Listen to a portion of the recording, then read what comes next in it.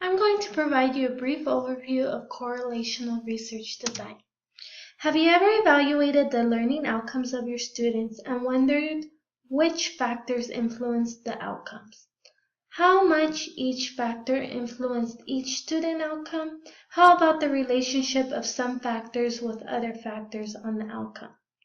When you encounter a situation that you want to evaluate the influence of different factors on an outcome, a correlational research design is a method that can be utilized. In correlational research, investigators use a correlational statistical technique to describe and measure the degree of association or relationship between two or more variables or a set of scores. It is important to understand that if a statistically significant relationship is found, it is merely an association between the variables.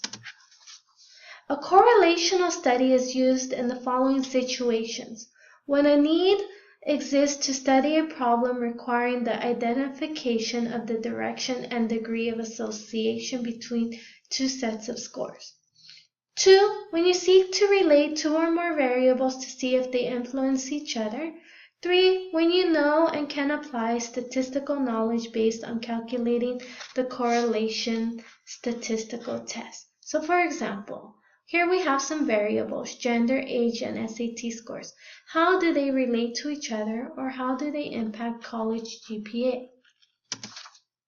There are two types of designs, which are explanatory and prediction.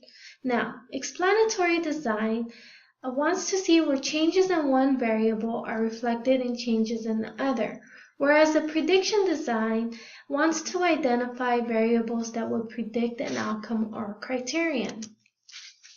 Correlational research has key characteristics: displays of scores, association between scores, multiple variable analysis.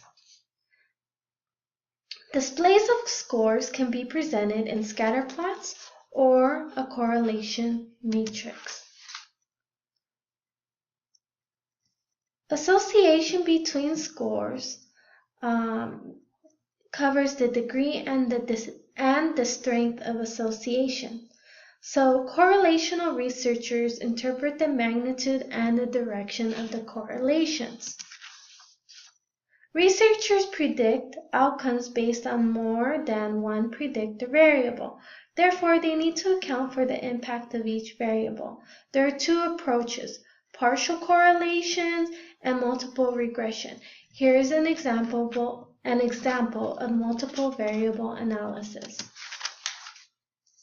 There are 6 steps to a correlational study. First, determine if a correlational study best addresses the research problem. Second, identify individuals to study. Third, identify 2 or more measures for each individual in the study. Fourth, collect data and monitor potential threats. Fifth, analyze the data and represent the results. Sixth, interpret the results.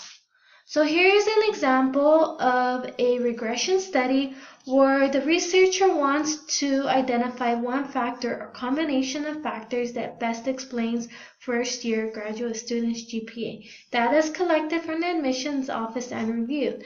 The data reveals that the GRE scores and higher GPA are positively related to higher GPAs, whereas recommendations and fit-to-program scores, there isn't that much variation. For more information, please refer to Educational Research, Planning, Conducting, and Evaluating Quantitative and Qualitative Research by John Creswell, Chapter 11, Correlational Designs.